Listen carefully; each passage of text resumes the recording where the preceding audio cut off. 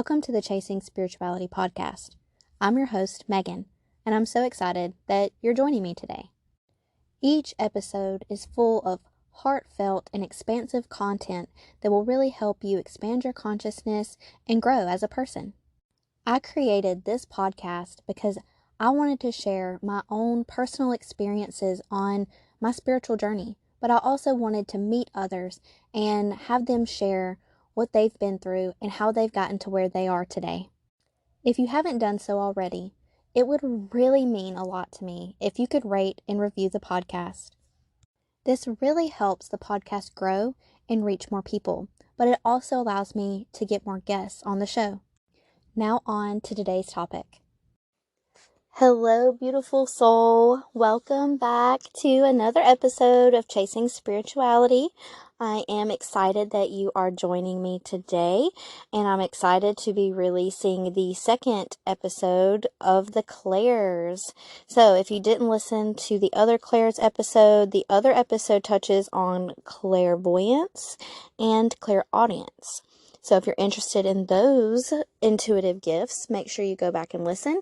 And today we're going to be talking about claircognizance and clairsentience. So before we get started and before we jump in, I just want to say hello and welcome any new listeners. My name is Megan. I am the host and the creator of Chasing Spirituality, and I'm happy that you're here. For the people that have been with me for a little while, welcome back. I'm so excited that you're here. I hope that you're enjoying the new episodes. I hope that you are enjoying the interview that came out last week with Elena. It was a really interesting episode. I loved getting to hear her share her story and her experiences and how she got to where she is today. It's one of my favorite things about interviewing people is really getting to hear their story and hear their spiritual journey. Like, I just love it. I love hearing those kind of stories. So I hope that as I interview more people this year, I hope that you also enjoy hearing them share their story and how they got to where they are. It's such a beautiful experience. And for me, it also makes you feel connected and realize that you're not alone, that there's people out there that have gone through similar things, and I just love it. So I'll just touch on some housekeeping things before we jump into the episode. I have some January slots still open as of today, so make sure that you check my calendar if you're wanting to book appointments with me. I have a variety of different appointments. I'm a psychic medium, so I have psychic appointments. I have mediumship appointments. I'm also Akashic Records reader, so I have some Akashic Record reading appointments, and those are actually being offered at a lower rate right now than what my permanent rate will be. I also have channeled coaching, which is my favorite session that I offer because I take a little bit of all of my readings and kind of combine it into one thing that it's just whatever's needed at the time, whatever your soul's calling out to. That's kind of how my channeled coaching works. It's really just like an intuitive reading where anything that comes up that I'm feeling is the most relevant to you and to what you need is kind of how it goes. And then also we work together as well, so you're able to tell me kind of what your goals are, what you want to focus on, what your intention is for the session, so that we can work together to kind of guide you and get you to where you need to be. A lot of people actually book the channeled coaching regularly, so they'll do like monthly sessions with me, or they'll do like every other month or quarterly, twice a year, something like that, because it's kind of just an opportunity for you to kind of recheck yourself and kind of get clear on your goals and clear on your intentions, and then have like follow-ups to kind of make sure that you're still on track to kind of get wherever it is that you're wanting to go. So that's why it's my favorite. I feel like it's definitely like my favorite session that I offer for me personally, because I just love to see like the aha moments and like the transformation throughout the journey. So yeah. But enough rambling about that. I my February and March calendars are open as well. So if I don't have anything in January by the time you get ready to look or to book your appointment, my calendar is open for the next couple months as well. If you have not joined the wait list for the Chasing Spirituality community yet, and that's something that you're interested in, I encourage you to go and get added on that wait list. So the community that I am launching is really just going to be a safe place for you to meet like-minded people. So people that are on a similar path to you, people who resonate with this podcast, and we're going to have lots of fun in this community. I'm going to do monthly circles where we can really get together and practice our intuitive gifts. So we will be practicing our psychic gifts and our mediumship gifts, and I will lead these circles so that you have some instruction as well. So they're going to be really good for beginners, or people who are just really wanting to expand their gifts and really test the waters. But it's a safe place so that you can really test those without fear of judgment, because we're all going to be practicing, right? Like there's not going to be a lot of pressure. And that's what I love about practice circles. I talk about that more on my episode that talks about practice circles, so I'm not going to go into more detail about that, but it's definitely one of my favorite things. I even do them at the local shop, Sky Apothecary, that I work at, and oh my gosh, like I just love seeing people's faces when they are validated with some of the intuitive information that comes through. Like it's just so beautiful. Because I remember when I was going through that and I was getting those validations in practice circles, and there's nothing that compares. Like it's just incredible. And the last thing that I will say before I move on to the beautiful episode is, if you have not given me a rating and review on the platform that you listen to, I would really, really appreciate it. It really helps me out in the podcast world. It really helps the podcast grow and reach more people. And it would just mean the world to me if you could do that. If you could give me a 5-star rating and a review if you're using Apple. I know that you can't really do written reviews on Spotify. You can do the rating, but they don't have written reviews. But you can do both on Apple. So if you're an Apple user, that would just mean the world to me. I literally read all of them, and they warm my heart so much.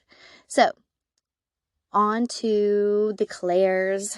So claircognizance and clairsentience. These are actually two of my strongest gifts. And while I do use the other clairs, these are the two for me that have been with me the longest. These are the two for me that I have used my entire life, whether I realized I was using them or not, because they're also two that can be quite confusing, especially if you don't have anyone to guide you or anyone to teach you. So we'll start with claircognizant. Claircognizance means, it literally translates to clear knowing. And for me, and my belief is, claircognizance is actually like what true intuition is. So when you just get this gut feeling, or you just know something, but you don't have anything to back it up, you just know. That's claircognizance. And this is why, like, claircognizance, in my opinion, is one of the hardest clairs to develop. Now, that's not to say that it is not a powerful clair, because also, in my opinion, it is one of the most powerful clairs, especially if you can learn to use it and learn to trust yourself. But the reason why it's so hard to develop is because there's not really any tools or any exercises to use to develop it. So the only really thing that you can do is, if you feel like you have claircognizance, and I believe that everyone does. I believe that we all have access to all of the clairs. But if you resonate with this and you feel like you get just these intuitive hits where you just know things, and you don't know how you know things, you just know them, and they've come true, then I would say you're claircognizant.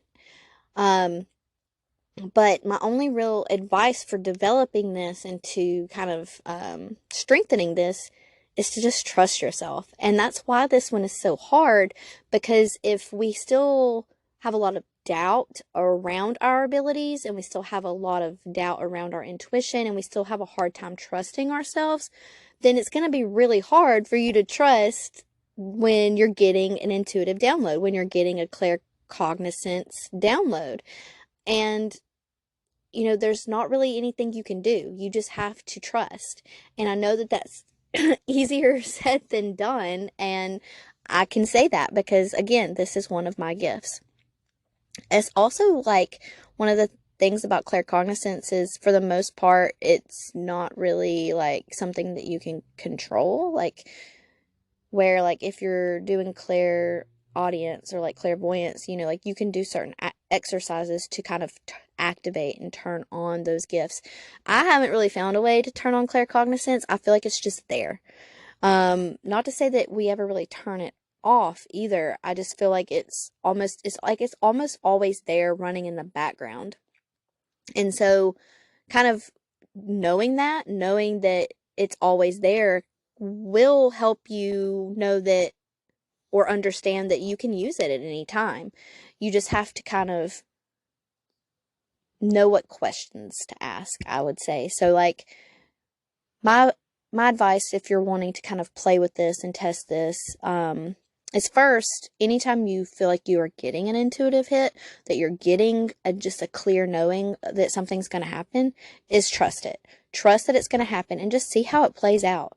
Like there's not going to be any harm in just believing in yourself and believing in that intuitive hit.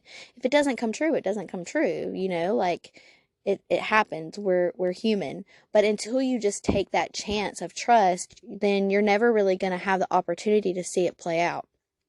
So another thing that you could do is like get a journal and start writing down when you do get these intuitive hits, whenever you are feeling like you're getting this inner knowing of things that are going to happen, and whether they've happened or not, go ahead and write them down and see how they play out. And then you can kind of go back and reference all of these things that have came true, and it'll really help you start to trust yourself more, because then you can actually see it, like you have this proof. Because I also feel like people that are really intuitive and people that are really tapped into this, sometimes they just say things and they don't even realize the gravity of what they've said. Like I knew that was me for the longest time. I would have these predictions and I would kind of say it playfully, because like I didn't really trust myself. I didn't know for sure that it was going to happen. I just felt like it was going to happen. Like I just had this knowing, but I didn't have the trust to know why I knew it. So, if you're keeping track of it and you're writing it down, even the little things, then when you go back and you look at it, it's almost like, wow, like I really have this feeling that comes over me all the time. I have this inner knowing that comes through all the time. So if that resonates with you and you feel like that's something that you could keep track of, something that you could journal about, I definitely recommend doing that. Another thing about claircognizance is these intuitive hits and these intuitive downloads, these inner knowings. It's basically a direct link. It's a direct channel to this outside information, to this intuitive information. And so it's really easy for claircognizant people to channel. So I would encourage you finding kind of like a tool that works for you, where you can tap into this intuitive space and really allow yourself to channel this information. So for some people that looks like channeled writing. A lot of people like to do channeled writing, and this is where you just get into a relaxed and meditative state, and then you just write what comes to you. It's really good to have prompts, because if you just write without like an intention or without a question, sometimes it can be harder to channel information. But I would encourage you, to come up with a question or come up with some kind of journaling prompt, and then just letting yourself write. And the more that you do this, the easier it gets. I will say in the beginning, it's going to feel kind of awkward because you're so used to like editing yourself as you write, and you're so used to correcting your grammar and correcting your speech and correcting, all of that. So it takes a little bit of practice for you to really just go get into the flow and not judge what you're writing. And that's the key, is to just write, just to let yourself write and not judge what you're writing, not judge what's coming out. And so, the more you do it, the easier that becomes. Now, another thing that you can try, if that doesn't really sound appealing to you, is you could try to channel with your voice. So you could try recording yourself, and you don't have to share it with anybody, like it can just be private. It can just be for you. But, a lot of claircognizant people, they're in their own head a lot. And so if you're in your own head a lot and you're channeling this information, a lot of times you're not going to remember it. And the reason I know this is because that was me for the longest time.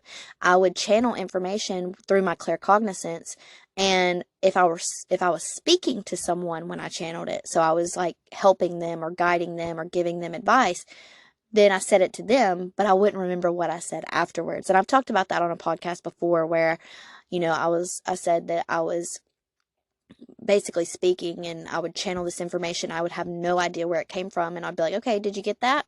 Because I didn't really remember it. Like, I knew that I said it and I remembered me speaking, but as far as like exactly what I said and all of the details, like I lost a lot of that because it wasn't coming from me. It was being channeled.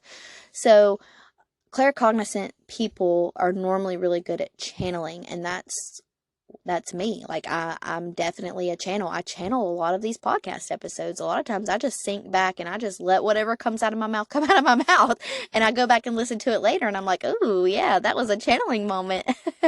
So, if the writing thing doesn't work for you, or, it just doesn't seem right, try to record yourself and channel that way and see if that works for you. But as far as developing it, I'm sorry. That one sucks. That one sucks. The only thing you can do is just learning to trust yourself, and it comes with time. It just comes with time. It comes with practice. But the more that you allow yourself to be validated, the easier it's going to be for you to trust yourself. And then just remember, like, there's nothing wrong with just trusting. And if you are wrong, then you're wrong. Who cares? And also remember, it doesn't mean that you're wrong. It could just mean that something hasn't happened yet, or there's a piece to the puzzle that hasn't shown up yet. So give yourself compassion, give yourself grace, and just go for it. So the next one that we're talking about in this episode is clairsentience. This is also one that is one of my number one. And it probably honestly is my number one because it's more consistent for me than the claircognizance, where I do believe that my claircognizance is very strong. I feel like my clairsentience is on all the time. So clairsentience translates to clear feeling. Now, depending on where you're getting your information from, there are some people that separate clairsentience into clairsentience and clairempathy, and I'm not one of those people. For me, clairempathy and clairsentience are the same thing. They literally mean clear feeling. Now, with that being said, that means that there are two different types of feeling, and that's where some people will say clairempathy is like emotional feelings, like you can feel the emotions of people, you can feel the emotions of spirit, you can feel things that way. And then clairsentience is more like physical feeling, like being touched and like actually feeling things physically, or feeling someone's physical ailments, like maybe having a stomach ache around someone whose stomach hurts. But for me, I just categorize them together. It's clear feeling. Whether for you it comes through as feeling of emotion or feeling physically. I do believe that if you, like I said, I'm a firm believer that we have all of the clairs and that we have all of these gifts. So I believe that, if you can feel things physically, you can feel the emotions and vice versa. However, you may notice that you feel feelings more than you feel, physical pain. And that's okay. A lot of people that can feel physical pain and feel physical ailments will actually go on into the healthcare world, because it really helps them. They're able to help their patients more. Or they might get into like Reiki or massage or something like that. And I think that that's, definitely connected. And that's a beautiful opportunity for them to be able to really use that gift. But either way, it's clear feeling. So if you're an empath, then you can go ahead and be rest assured that you have clairsentience. Because if you're absorbing other people's emotions, that's what you're using. You're using that clair to feel their emotions. Works the same way. So for me, this is my strongest one. I've been an empath my entire life. I've absorbed people's emotions my entire life until I learned how to set boundaries and how to put up blocks and not absorb people's emotions. That was another episode, so make sure you go back and listen to that, empaths, if you haven't listened to it. But I pick up on people's emotions a lot. I can literally walk into a room and just feel the vibe. I can walk into a room and tell who's in a good mood, who's in a bad mood, if there had been any tension or any drama, or I could just tell. And that's an actual clair. Like, that's an actual clair gift that you can use when connecting to your spirit team, when connecting to your spirit guides. And for me, I feel like this is one that's often overlooked because we are sentient beings. And so for most people, I would say clairsentience is normally one of most people's number one clairs, or it's at least one that's really easy for them to tap into in the beginning, and then they can develop some of the other ones later. But a lot of people overlook clairsentience because they want to hear. They want to hear spirit. They want to hear their guides, or they want to see them. They want to see spirit. They want to see their guides. But I want to remind you that it takes energy for spirit to communicate with us. And we have to raise our vibration, and they have to lower theirs so that we can meet in this middle ground place for us to make that connection. So sometimes it's not only just easier for us to use clairsentience, it's easier for them too. It's easier for them to just impress upon this emotion that they want us to feel. So when you're doing a meditation and you're trying to meditate and connect to your guides, and you don't see anything and you don't hear anything, but let's say that during this meditation you feel just this immense joy, or you feel overcome with a sensation of love. You just feel like you're being wrapped in warmth and wrapped in this loving light and this loving embrace. Guess what? That's clairsentience. You're using that clair to connect to your guides. Your guides are using your clair to let you know that they're with you, to let you know that they love you. They're sending you these feelings. Okay? So don't second guess what you feel. And definitely don't discredit it.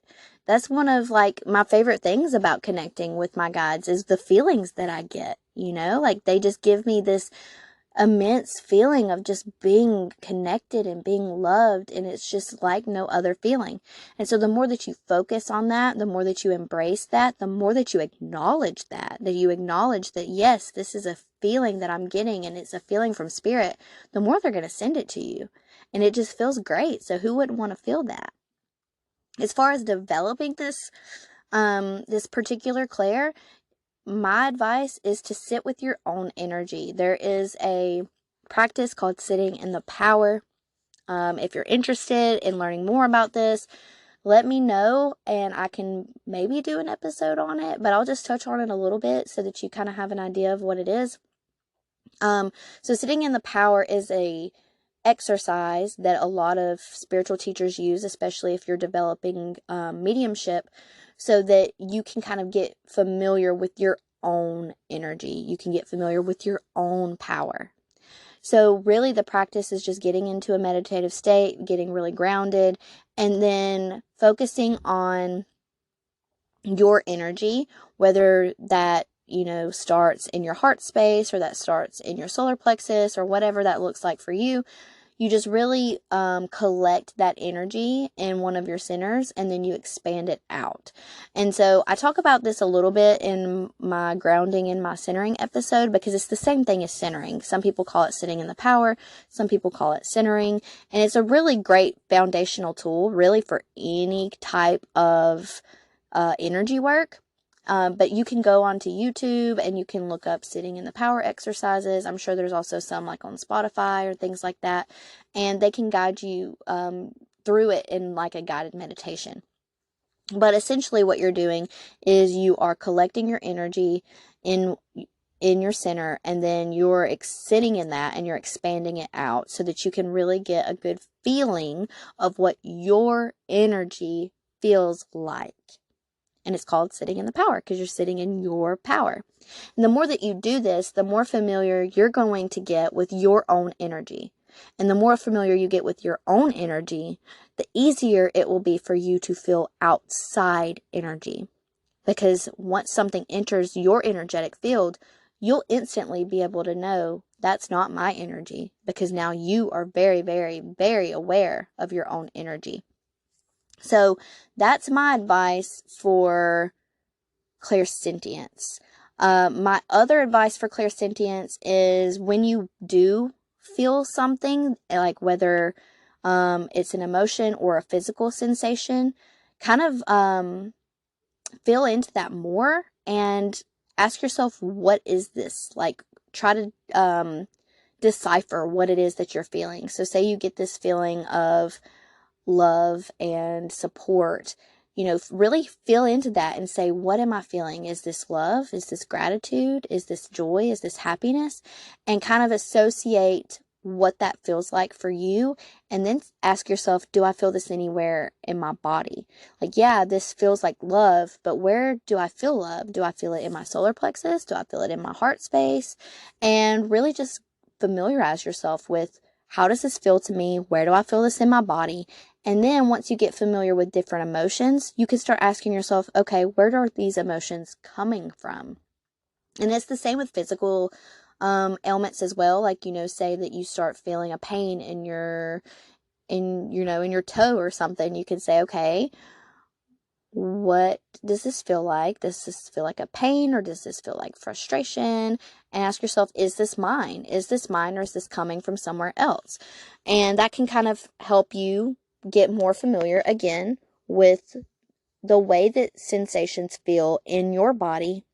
And it'll allow you to take time to be able to associate certain meanings to them.